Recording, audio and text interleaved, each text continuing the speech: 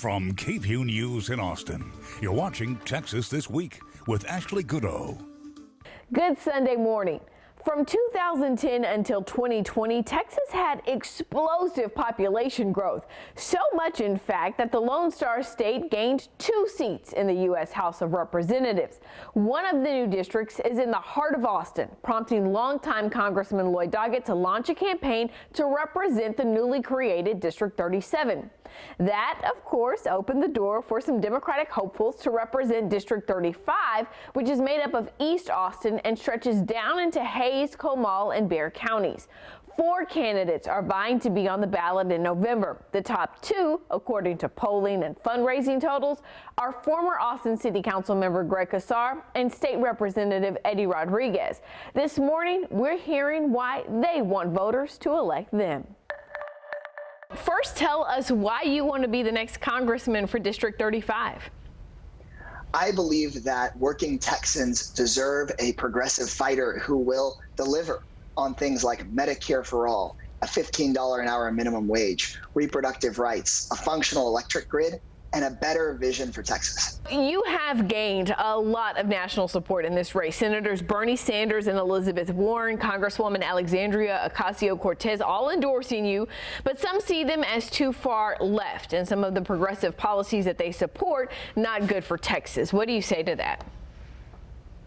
Well, first of all, I'm proud to have Alexandria Ocasio-Cortez's support and Senator Warren and Senator Sanders' support, because this is a progressive district and a place that wants to see a $15 an hour minimum wage and somebody with a bold vision to tackle climate change. But I also have way more support from Texas than anywhere else. Congresswoman Sylvia Garcia, our mayor, council members, local Democratic and progressive clubs and neighborhood associations, all supporting my campaign because we're putting forward a vision of fixing things in Texas. You know, what we've seen in these last couple of years is this assault on reproductive rights from the legislature when we should have been working on keeping people in their jobs and saving lives in the pandemic. We've seen voter suppression tactics when people were freezing in their homes and needed help fixing the power grid. We saw folks like Senator Ted Cruz flee the state when we had other people like Representative Ocasio-Cortez from New York coming here to help on food bank lines and raise millions of dollars for Texans.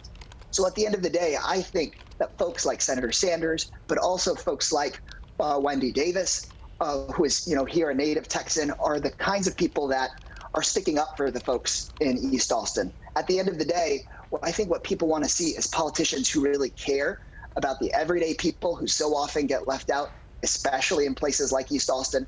That's what I've been committed to as a council member. That's what folks like Wendy Davis and Bernie Sanders, I think, have been committed to, is the everyday working person who needs to have their job protected, needs more affordable housing, and that's what this campaign is about. You know, during your time on the Austin City Council, I would say that you led a lot of efforts to pass some progressive measures. Some of them either rolled back by voters or the state of Texas, the legislature, come in and undoing those. But I want you to talk to us about what you think is the most progressive piece of, ordinance or resolution that you passed that you're most proud of during your time on the council.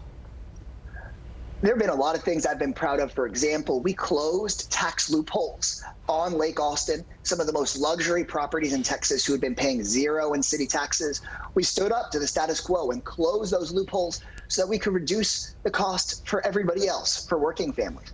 We were able to raise the minimum wage for thousands of people up to $15 an hour. And some things got rolled back. For example, we passed a paid sick time law that went into effect for everyone, was supposed to be for everyone. But it got blocked by the Republican Supreme Court in the middle of the pandemic. And so instead of giving up on that, I'm running for Congress so that we can go and pass a paid sick time law for everybody and get around folks like this Republican Supreme Court so that people can have these basic rights. We're not asking for anything radical. We're asking for a $15 an hour minimum wage, paid parental leave, paid sick leave, and basic reproductive health rights. Voting rights, the basic things that we should have in Texas. That's what this campaign is about. There are several other Democrats in this primary race, notably State Representative Eddie Rodriguez, who's been in office since 2003, says he is also a progressive candidate. I want you to talk to me about what makes you the best option for voters in this primary.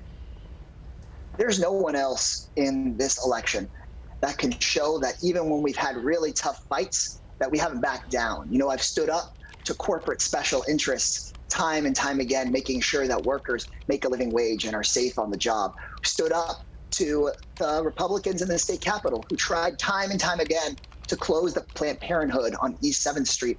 And I worked alongside Planned Parenthood to extend their lease before that law went into effect. And with the city's help, we're able to still have that Planned Parenthood open in East Austin, and it's going to start serving more patients than ever. And so I don't think there's anybody else in this race who in a short time period has consistently stood up for progressive values, stood up to the powers that be, even when it gets tough, and have been able to deliver real change for folks. But we know that we've got to be able to get around the state in lots of ways, and that's what I'm committed to doing in Congress, is not just being somebody who fights, but really someone who delivers that kind of change. Longtime Austin area Congressman Lloyd Doggett is running for a newly created district in the U.S. House of Representatives, and 4 Democrats are vying to replace him as the representative for District 35, including State Representative Eddie Rodriguez, who is serving his 9th term representing parts of Central and Southeast Austin in the State House. We talked about why he wants to now run for Congress. You were first elected to the Texas House of Representatives in 2002. And, after a failed run for state Senate, you seemingly reaffirmed your commitment to the Texas House. So why run for Congress now? Well, I think, this past summer, I was one of the leaders leading a delegation of House Democrats to Washington, D.C. to fight for our freedom to vote here in Texas. And that was a very impactful experience for me, spending 40 days away from my wife and kids, from work, friends. And as I was talking to congressional leaders, it was really impactful in that I realized that for the last 19 years, the things I've been fighting for and against are won and lost at the national level. And that's when I thought that perhaps that would be something that I would be interested in doing. This race is gaining national attention, especially among progressive Senators Bernie Sanders and Elizabeth Warren, along with Congresswoman Alexandria Ocasio-Cortez endorsed Greg Casar. What do you make of those endorsements, and what makes you the better candidate? Well, the only endorsements I really care about are the voters of District 35. That's really all that really matters ultimately. I have several Congress people that have also endorsed me, but that's not the important thing. Is the people of District 35. I think I have proven in those 19 years in the Texas House, I've been in the minority the entire time. A progressive Democrat from Austin in the minority in a Republican-dominated legislature, and I've still been able to pass meaningful progressive laws that help people, and that's not an easy thing to do. It's something that, I pride myself in getting things done. And I think if you ask anybody, Democrat or Republican in the House, that I have that reputation, never compromising my progressive values, but being able to reach across the aisle when I can to get something done for my constituents or the people of Texas if it's a statewide bill. That's the reputation I have, and I'm very proud to have it. But that takes skill, that takes work, and it's hard work. And I've been able to do that. I want to bring that ability to Washington for the people of this district. So what would you say is one of the most progressive bill that you've been able to pass out of the Texas legislature? I think the bill that I'm a couple of things, but probably the one I'm most proud of is really helping Community First Village come to be, in that they needed legislation initially 10 years ago to get the tax benefits so they don't pay property taxes, in order for them to do what they do, which is provide supportive housing and permanent housing for formerly homeless people. And this past session, I was able to expand that because the original bill was just for one campus. I passed a bill that expanded it so they can have multiple campuses. And now they're going to have 2 more campuses in Austin that will provide, when it's all said and done and infrastructure is in place, 1,500 permanent and supportive housing for the homeless. That is something that I'm very, very proud of doing. And the legislature isn't necessarily the Republican-dominated legislature isn't necessarily very friendly to the causes like helping the homeless. And I'm very proud of that bill. The other thing, I'll add one more thing if I can, and that is I'm really proud of the fact that I was able to provide 700,000 more kids to qualify for the free breakfast program. And that took me several sessions to pass. The objection from the Republicans at the time was, this is just welfare. And it took me a couple of sessions to talk to them and pare it down if I had, just to get something. And we're able to do that. And now 700,000 more kids in Texas have a free breakfast in the state of Texas. And I'm very, very proud of that as well. If you are elected, what will be your top priority while in Congress?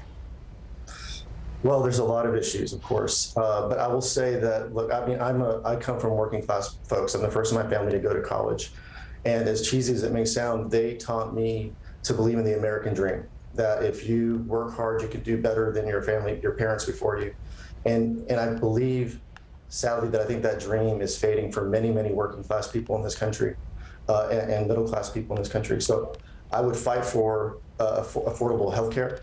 I think it's very important to be the wealthiest nation in the world and still possibly have to file for bankruptcy because you get sick or a family member gets sick. That's very wrong.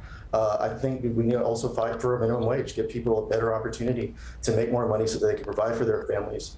And I would also promote free community college, and would also work to forgive student debt. I think these are things that can actually help the working class and the middle class. And those are the things I want to focus on. But I can't ignore the one thing I think is kind of very basic, and that is our fundamental right to vote. I think this is something that's being chipped away at. Many of our fundamental rights are being chipped away at by Republicans, and we have to look at those things, whether it's our freedom to vote, fair representation, a woman's right to make her own personal health choices. Those issues are also very important, and I want to focus on those as well. You can learn more about Casar and Rodriguez in the Texas This Week section of KVUE.com. Next Sunday, we plan to bring you interviews with the other two candidates in the race. Now, don't forget, there are only 5 days of early voting left. Early voting ends February 25th. Election day is March 1st. That's Texas This Week.